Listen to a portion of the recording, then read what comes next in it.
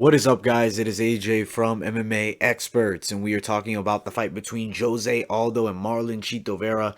Good performance by Jose Aldo. Gets a 29-28 decision. First round really had some great moments. Looked good on the feet. The body attack was doing a lot of damage to Chito Vera. Aldo definitely was mixing it up much better than he has at bantamweight previously. Round number two, have a good scrap.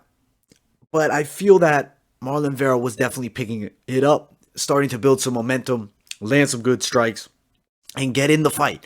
And he was coming at him hard. He was in there. And Marlon Vera is a fighter. He's a born and bred fighter. The guy does not quit. He fights to the very end. Next round, unfortunately, as the momentum seems to be shifting, Aldo gets the back of Marlon Vera and is able to secure it for the rest of the fight, almost the whole third round there.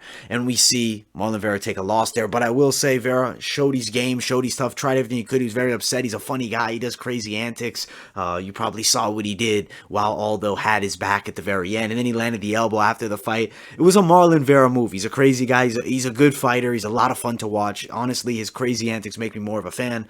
Jose Aldo, though, great performance. And I think shows he's still a top guy. He's still gonna be in the top 10 of bantamweight. He's in, probably the top 8 still. I think he's gonna be pushing towards maybe top 6. I don't know who necessarily would be next. If I have to look at the rankings though and give you somebody, there are a couple of options. I could potentially see them put him with TJ Dillashaw. I mean, that's a huge fight. You have ex-champ versus ex-champ. I guess could be a super fight. If it was years ago, would have definitely been a super fight. The 145 champ versus the 135 champ. But now, although having taken a couple losses, not as much hype to it. But still, I think is a massive fight. It's still a main event fight, and I would like to see the stylistic matchup there. If not, where do you go from there? Could potentially fight the winner of Dominic Cruz and Casey Kenny. That's maybe an option, especially if Dominic Cruz does win that fight. I think Cruz Aldo is another big fight. I think those two are probably options for Aldo next. Now, Marlon Vera, tough loss, but I don't think he loses that much stock. I mean, he showed his game as ever. If I have to give you an opponent from him, looking through, I mean, if I have to give you an opponent, maybe you could do the loser of Rafael Assunção taking on Rayano Barcelos if they really want to give him still somebody really towards that top of the weight class. Or maybe I could also see a fight versus the loser of Ricky Simon, or rather the winner of Ricky Simon and Brian Kelleher. Maybe that would be the fight.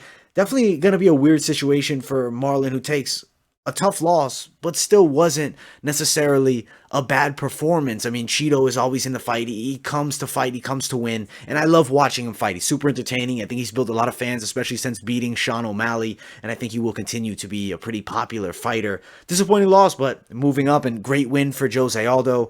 Some options for what's next. Who knows what the UFC is going to do? And really, it's going to depend on the fighters' timelines. I know Vera's a guy that will probably want to get back in there fairly soon. And I could see Aldo also back in not too much time. He's been pretty active since dropping to bantamweight. Overall, excellent card. Awesome co-main event here. Thank you guys all so much for watching. Like, subscribe, turn on those post notifications. Also, guys, follow my social media, Instagram, Twitter. And I'll see you all in the next video.